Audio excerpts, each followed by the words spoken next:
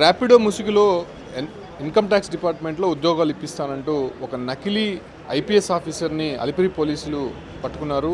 అయితే అతను అనేక సందర్భాల్లో కూడా ఇలాంటి మోసాలకు పాల్పడుతున్నట్టే గుర్తించారు. సురేష్ కుమార్ అలియాస్ సూర్య ఐపీఎస్ అనేటువంటి అతను పేరు పెట్టుకొని నకిలీ ఐడెంటిటీ కార్డులు, గన్లతో ఫోటోలు తీసుకొని ఒక వ్యక్తి ర్యాపిడోలో ఎక్కినటువంటి నేపథ్యంలోనే అతన్ని పూర్తిగా మోసం చేసే ప్రయత్నం చేశారు. ఉద్యోగం తీస్తానని చెప్పి 1,50,000 డబ్బులు కూడా తీసుకొని మోసం చేశారు. ప్రస్తుతం అదే విషయం పైన మనతో మాట్లాడతాం. సిఐ రామకిషోర్ ఉన్నారు. సార్, ఏంటి ఈ కేసు?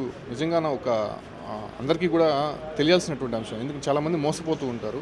అతను చాలా పక్కాగా ప్లాన్ చేసినట్టున్నారు. ఏంటి అతని బ్యాక్గ్రౌండ్ ఏంటి సార్? ఒరిస్సాకు చెందిన కోయిలు సురేష్ కుమార్ అనే అతను ఈ ఆన్లైన్ బెట్టింగ్కి, ఆన్లైన్ గేమ్స్కి అలవాటు పడి ఉన్న డబ్బులంతా పోగొట్టుకొని మళ్ళా గేమ్స్ ఆడాలనే ఉద్దేశంతో డబ్బులు ఎలా సంపాదించాలి, కష్టపడి సంపాదించేది కాకుండా ఈజీ మనీకి అలవాటు పడి ఇంతకుముందు పంజగుట్ట మరియు సిద్దిపేటల్లో ఇద్దరిని, ఒకరికి 7 లక్షలు, ఒకరికి 2.5 లక్ష ఇదే విధంగా గవర్నమెంట్ జాబ్స్ ఇప్పిస్తానని చెప్పి మోసం చేసి అక్కడ కూడా కేసులు రిజిస్టర్ చేసి అరెస్ట్ కాబడి ఇతను అంటే ఆ సిద్దిపేట, హైదరాబాద్ వాళ్ళు తిరుపతికి వచ్చినప్పుడు ఇక్కడ ఎక్కడో చోట పరిచయం కావడము, నేను ఐపీఎస్ ఆఫీసర్ అని చెప్పి వాళ్ళ దగ్గర డబ్బులు వసూలు చేయడము, అలా ఇక్కడి నుంచి అరెస్ట్ చేసి తీసుకోవడం జరిగింది. సేమ్ అలానే ఇక్కడ ఒక అతని పనిగా ఒక ర్యాపిడో బుక్ చేసుకోగా ఒక వెంకటేశ్వర్ అని ఫార్మసిస్టు అతనికి పరిచయం కావడం, అతనికి కూడా ఇన్కమ్ ట్యాక్స్లో రిటైర్ అయిన ఎంప్లాయీస్కి సంబంధించి రీప్లేస్మెంట్ ఉద్యోగం ఇప్పిస్తానని చెప్పి అతని నమ్మబలికి 1,50,000 తీసుకున్నాడు.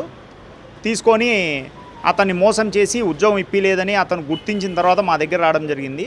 తీరా చూస్తే ఇతని ఫొటోస్ని ఏఐ చాట్బాట్లో వేసి ఇతని ఫోటోని ఎన్ఐఏ ఏజెంట్గా, ఐపీఎస్ ఆఫీసర్గా దాన్ని మార్చుకొని దాన్ని ప్రొఫైల్లో పెట్టుకొని ప్రతి ఒక్కరికి ఐపీఎస్ ఆఫీసర్గా నమ్మబలుగుతూ గవర్నమెంట్ ఉద్యోగాలు ఇప్పిస్తానని మోసం చేస్తున్నాడు.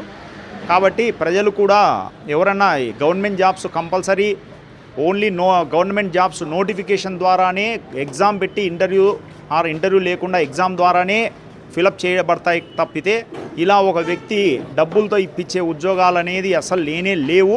కాబట్టి ప్రతి ఒక్కరూ అవేర్నెస్ తెలుసుకొని వాళ్ళ డబ్బులు నష్టపోకుండా కష్టపడి చదివి ఎగ్జామ్ రాస్తే ఉద్యోగం వస్తుంది తప్పితే డబ్బులు కడితే ఉద్యోగం రాదని తెలుసుకోవాలని కోరుతున్నాను. ఎన్ని రోజుల నుంచి చేస్తున్నాడు సార్? ఆయన ఉద్యోగాలు ఇప్పిస్తానని కూడా డబ్బులు తీసుకున్నట్టు తెలుస్తుంది. అక్కడ కూడా కేసులు నమోదయ్యాయి. లాస్ట్ 6 నెలలుగా 2 కేసులు రిపోర్ట్ అయ్యాయి.